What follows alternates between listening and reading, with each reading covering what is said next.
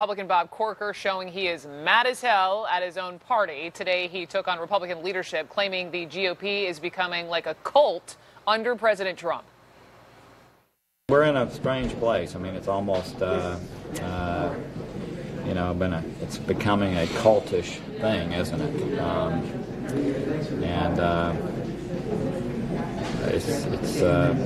It's not a good place for any party to end up with a cult-like situation as it relates to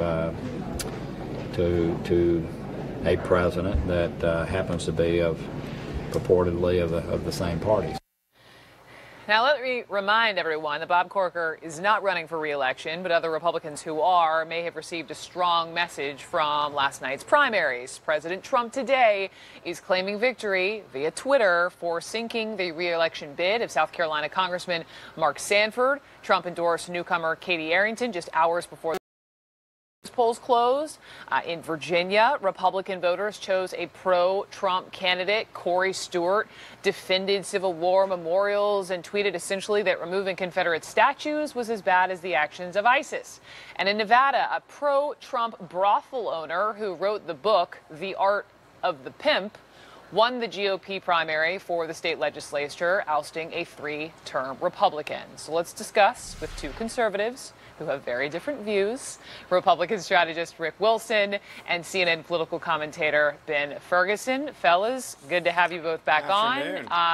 Rick, Thanks, let me start with you, just on this word cult, as in the Republican Party has become almost cult-like in its support of Trump. We have now seen the word cult used 3 times in the past two days. Corker twice, Eric Erickson once. Is that the word you would use? I think cult may not even be strong enough as a phrase, Brooke. I think we are right now entering a point where these folks have almost adopted Trumpism as a religion. They've almost adopted Trumpism as something that is so overwhelming all of their other judgments about everything around them that any word against him is religious level blasphemy. Any critique of Trump must immediately be declared as apostasy, and those people have to be stoned and shunned and whatnot. I don't think there's any give anymore inside the traditional Republican Party where you can critique the president in any way without risking both his cult-like acolytes and votaries going absolutely crazy on you, and the president himself tweeting and deploying his 50 million social media followers. So, yeah, these guys have fallen into line in large measure out of fear. But cults and edge case religions operate on fear and intimidation very frequently, not just on sort of enlightenment and love. So I think cult is a very strong but a very good word in this case. Ben, what say you? Yeah. I'm just going to enjoy this moment for just a second, because this is exactly what Draining the Swamp was supposed to be about. You got a bunch of gray-haired old guys that had their cult that controlled Washington for decades. Bob Corker was one of those. And people started realizing that Bob Corker was a fraud. He wasn't a real conservative. He wasn't doing what he promised he was going to do when he went to Washington. And look, I supported him when he ran for the Senate the very first time in my home state of Tennessee.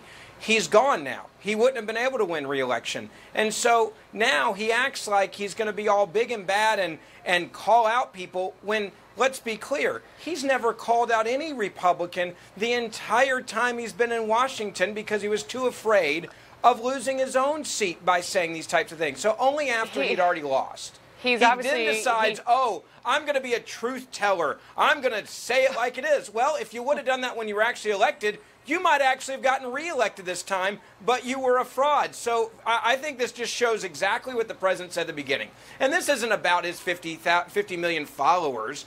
This is about people like Bob Corker, who cared more about being important and more about being famous in Washington than they did about doing what they said they were going to do.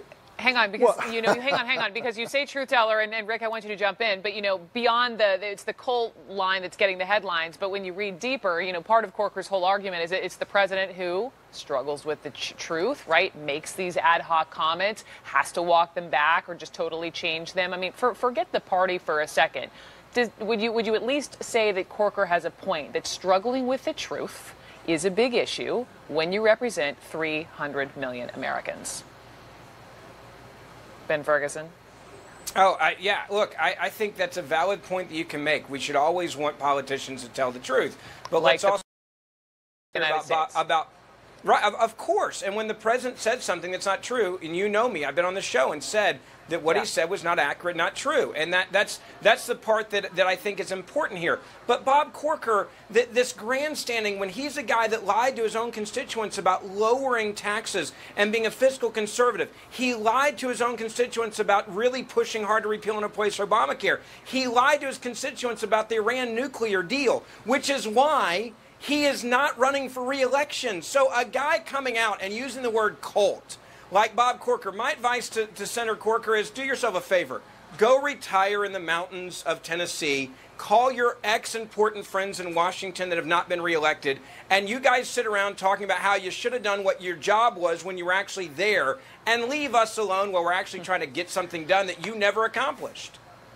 Okay, so Ben says this is draining the swamp looks like. And enjoy the beautiful, Smoky Mountains of Tennessee. Rick, you say that cult, yes, it's a cult. Maybe that's strong enough and it should be a religion. Who do you think who's to blame for that? Is it Paul Ryan? Is it Mitch McConnell? Put a name on it for me. Brooke, let me cover a couple of things really quickly. First off, when we get down to the truth teller point, this is the Baron von Munchausen of presidents. Donald Trump is a serial, constant, helpless liar. He is captured by his own sense of fantasy all the time. He makes up things every day. Post-truth America is led by Donald Trump. So the question of when someone becomes a truth teller isn't relevant in this about Bob Corker. It is relevant that Donald Trump is a lying liar who lies constantly. You can't call out someone else a liar when you lie to your own constituents. The hell I can't, Ben. The hell I can't. Well, Donald Trump is a serial liar and fabulous. There is nothing this man can do. So Bob Corker is a truth teller in your mind? Come on. There's nothing that Bob Corker has to do with Donald Trump being a serial liar and fabulous. This is a president who absolutely is distrusted by majority. This president is distrusted by large majorities of the American people. Ben, you can filibuster later. This president is distrusted by very large majorities of the American people. He's distrusted by very large majorities of the American people because, why? He is a constant, inveterate, serial, pathological liar.